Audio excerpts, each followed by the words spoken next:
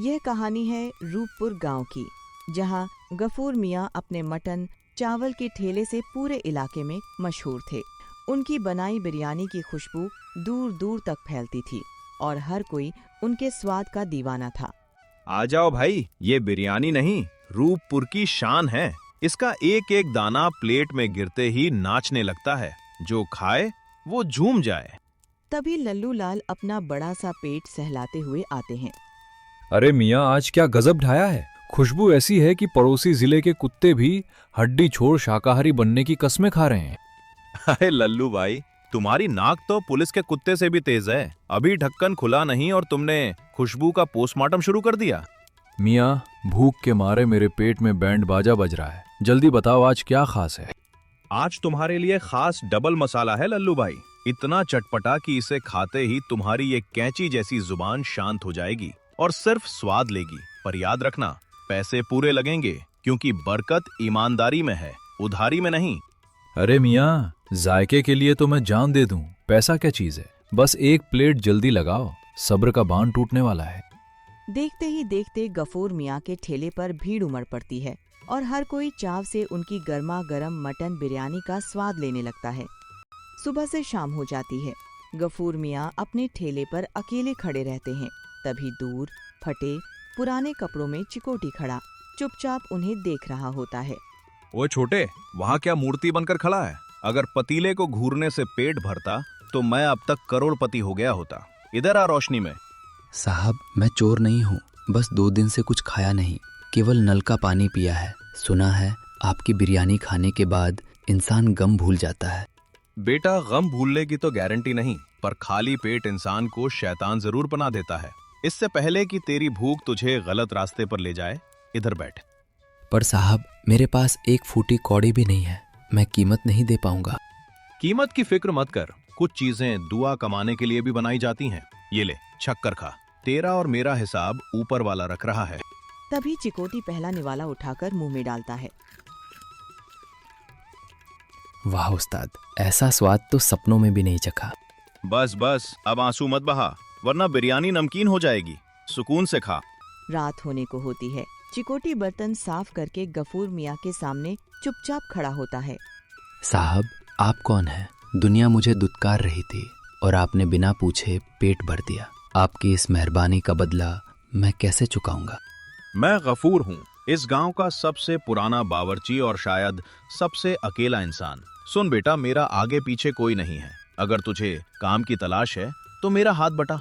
साहब, आप जो कहेंगे मैं वो करूंगा, बस मुझे वापस उस सड़क पर मत भेजिए। ठीक है, मैं तुझे काम सिखाऊंगा, खाना दूंगा और रहने को छत भी। पर मेरी एक शर्त है, इस चूल्हे पर वही हाथ चलते हैं जिसकी नीयत साफ हो। यहाँ झूठ और खोट की कोई जगह नहीं है। मंजूर है? मंजूर है उस्ताद। आज से आप मेरे गुरु भी हैं और पिता भी। मैं आपका साया बनकर रहूंगा। चलो चलो, अब ज्यादा जज्बाती मत हो। कल सुबह 4 बजे मंडी चलना है। जा, पीछे चटाई बिछी है, सो जा। कल से तेरी ट्रेनिंग शुरू। गफूर मियां रसोई में चिकोटी को अपनी खास रेसिपी सिखा रहे थे। चिकोटी, गौर से देख, ये इलायची है। इसे बिरयानी की रानी कहते हैं। अगर ये सही मात्रा में न हो तो राजा यानी हमारे चावल उदास हो जाते हैं, और अगर ज्यादा हो जाए तो रानी इतने नखरे दिखाती है कि स्वाद ही बिगड़ जाता है। वाह उस्ताद, आपके मसाले तो पूरी फिल्म है। पर एक बात बताइए, आप पतीले के पास जाकर कान लगाकर क्या फुसफुसाते हैं? क्या बिरयानी सच में बातें करती है? हाँ, आज ही पतीला बोला, गफूर मियाँ, आज थोड़ी धीमी करो, वरना जलकर कोयला हो जाऊंगी और तुम्हारी नाक कट जाएगी। जब तू भी दिल से पकाएगा तो तुझे भी ये आवाजें सुनाई देंगी। रुको उस्ताद, मैं भी सुनता हूँ। अरे रुक, अभी तुझे सिर्फ भाप का गर्मा गर्म थप्पड़ सुनाई देगा। अभी तू बस ये देख कि ये दालचीनी है या लकड़ी का टुकड़ा। चल, काम पर लग। जी उस्ताद, आज मैं भी इस पतीले से दोस्ती करके रहूंगा। अगले दिन गफूर मियां किसी काम से बाजार निकल गए थे और चिकोटी ठेले पर अकेला खड़ा था। तभी वहाँ लल्लू लाल आ पहुंचा। क्यों चिकोटी मियाँ, आज तो पूरी दुकान के मालिक बन बैठे। पर यह खुशफहमी सिर्फ आज भर की है। कब तक दूसरों के पतीले में अपनी जवानी धुएं की तरह उड़ाओगे? लल्लू भाई, ये क्या कह रहे हैं आप? उस्ताद बीमार हैं और आप ऐसी बातें कर रहे हैं। अरे भोले पंछी, गफूर बुढ़ा तुझे सिर्फ एक सस्ता मजदूर समझता है। कल पंचायत में कह रहा था कि अपनी सारी जायदाद और दुकान अनाथालय को दान कर देगा। तेरे हाथ क्या आएगा? वही पुरानी टूटी हुई करछी। क्या? पर उस्ताद तो मुझे बेटा मानते हैं। बेटा वो होता है जिसके नाम वसीयत हो। अगर अकलमंद हो तो आज रात ही उनकी गुप्त डायरी और गल्ले की पोटली उठाओ और अपनी दुकान खोलो। स्वाद तो तूने सीख ही लिया है, बस थोड़ी हिम्मत और खुद की तिजोरी चाहिए। कब तक दूसरों के लिए घिसोगे? लल्लू लाल अपने जहरीले शब्द छोड़कर निकल जाता है। चिकोटी सोच में डूबा रह जाता है। अब उसकी आंखों में वफादारी की जगह लालच आ गया है। उस रात चिकोटी चुपचाप गफूर मियाँ के कमरे में आया और सामने रखी पुरानी संदूक के पास जा पहुंचा। दीवारें मुझे घूर रही हैं। क्या मैं सही कर रहा हूँ? उस्ताद ने मुझे नाम दिया, इज्जत दी, पर लल्लू भाई की बात भी तो सच है। अगर सब दान हो गया तो मैं फिर से सड़क पर आ जाऊंगा। वह धीरे से संदूक खोलता है। वह अंदर से पैसों की पोटली और मसालों की वो गुप्त डिब्बी निकाल लेता है। उस्ताद मुझे माफ कर दीजिएगा, पर बिना पैसों के ये दुनिया किसी को अपना नहीं कहती। मुझे अपना भविष्य खुद बनाना होगा। आपका ये राज अब मेरा है। चिकोटी वहाँ से चुपचाप निकल जाता है। अगले दिन चिकोटी बाजार में अपना नया ठेला लगा लेता है। तभी गफूर मियाँ वहाँ से गुजर रहे होते हैं कि उनकी नजर चिकोटी के नए ठेले पर पड़ती है। चिकोटी, ये सब क्या है बेटा? तू सुबह बिना बताए गायब हो गया, संदूक खाली पड़ी है। मैं तो डर गया था कि तुझे कुछ हो ना गया हो। अब चिंता छोड़िए उस्ताद, अब मैं अपना मालिक हूँ। कब तक आपकी सेवा में अपनी जवानी धुएं की तरह उड़ाता? मैंने अपना रास्ता चुन लिया है। पर वो संदूक का पैसा, क्या तूने मेरी बरसों की कमाई चोरी कर ली? मैंने तुझे बेटा माना था चिकोटी। उसे चोरी नहीं, मेरी फीस समझिए। अब ये जज्बाती बातें बंद कीजिए। अब मैं आपका चेला नहीं, आपका प्रतिद्वंदी हूँ। बाजार में वही टिकेगा जिसकी रफ्तार तेज होगी। बेटा पैसा ले गया गम नहीं, पर तूने भरोसा तोड़ दिया। याद रखना, बिरयानी सिर्फ मसालों से नहीं, साफ नीयत से महकती है। तूने अपनी बुनियाद ही धोखे पर रखी है। नीयत से पेट नहीं भरता उस्ताद। अब देखिए आपकी भीड़ कैसे मेरे पास आती है। तभी कुछ समय बाद चिकोटी के ठेले पर भीड़ उमड़ पड़ती है। आ जाओ भाई, नया स्वाद, नया अंदाज। ये लो भाई साहब, गर्मा गर्म बिरयानी। तभी ग्राहक पहला निवाला चक्कर देखते हैं।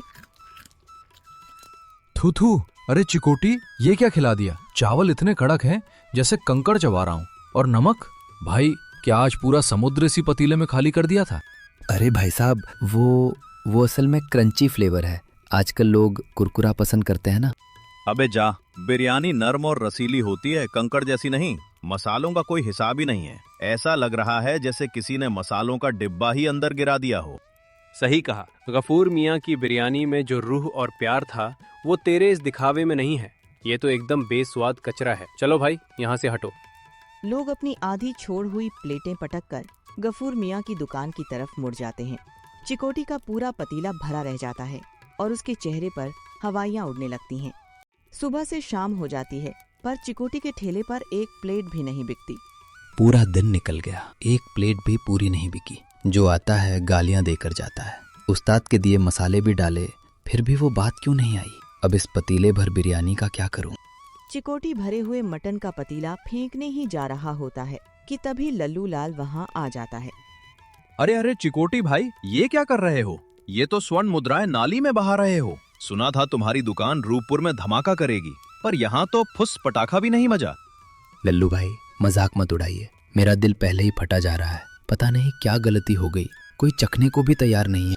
गलती तुम्हारी किस्मत में है भाई, मेरे मशवरे में नहीं। खैर ये सब छोड़ो, वो जो ठेला सजाने और लाउडस्पीकर लगाने के लिए तुमने मुझसे मोटी रकम उधार ली थी, वो वापस करो। शाम हो गई है, मेरा हिसाब चुकता करो। हिसाब? पर लल्लू भाई अभी तो बोहनी भी ठीक से नहीं हुई। जेठ की दोपहर जैसी गर्मी में खड़ा रहा, पर जेब खाली है। थोड़ा वक्त दीजिए, जैसे ही दुकान चलेगी पाई पाई लौटा दूंगा।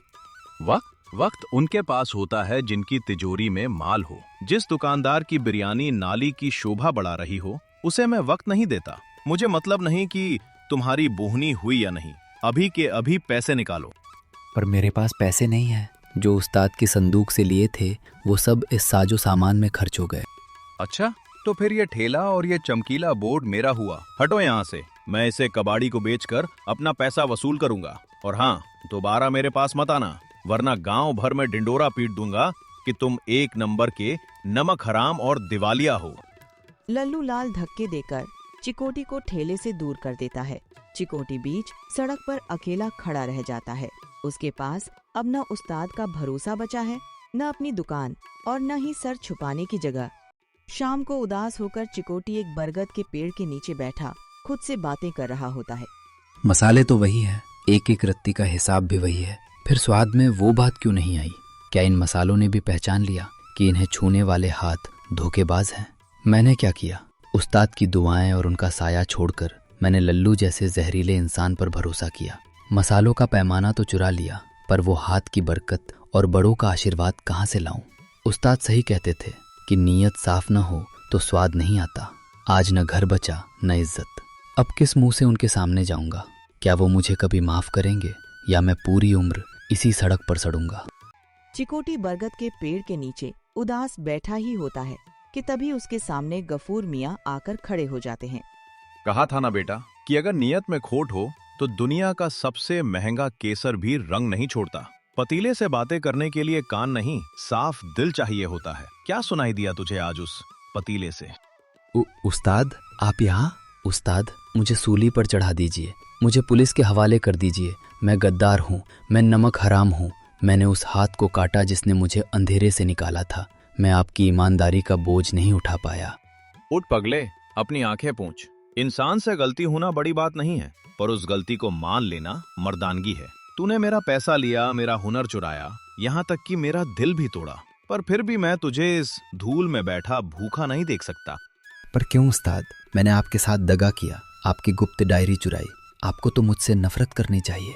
नफरत कमजोर लोग करते हैं चिकोटी। और रही बात उस पैसे की, तो सुन, वो पैसे जो तूने संदूक से निकाले वो मैंने बरसों से तेरे लिए ही जमा किए थे। मेरा कौन है इस दुनिया में? मैं तो बस ये देख रहा था कि तू मेरा हाथ थाम कर अपनी तकदीर बनाता है या मेरा गला काटकर शॉर्टकट ढूंढता है। वो मेरे लिए थे? और वो मसालों का डिब्बा? मसाले तो सिर्फ जरिया है बेटा, असली स्वाद तो उस बरकत में है जो दुआओं से आती है। तूने मसाले लिए पर दुआएं छोड़ दी। तूने सोचा कि लल्लू लाल जैसे लोग तुझे राजा बना देंगे। वो तुझे सिर्फ सीढ़ी बनाना चाहते थे। मुझे माफ कर दीजिए उस्ताद, मैं अब कभी लालच नहीं करूंगा। मुझे फिर से अपना बर्तन मांजने वाला ही बना लीजिए। मैं उम्र भर आपकी गुलामी करूंगा। नहीं, अब तू बर्तन नहीं मांजेगा। अब तू सच में बिरयानी बनाना सीखेगा, दुआओं के साथ।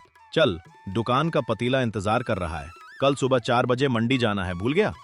नहीं उस्ताद, कल 4 बजे सबसे पहली आवाज मेरी ही होगी। ये थी हमारी एक छोटी सी कहानी। अगर आपको ये कहानी पसंद आई हो तो वीडियो को लाइक करें और चैनल को सब्सक्राइब करना न भूलें। ऐसी ही और कहानियों के लिए धन्यवाद।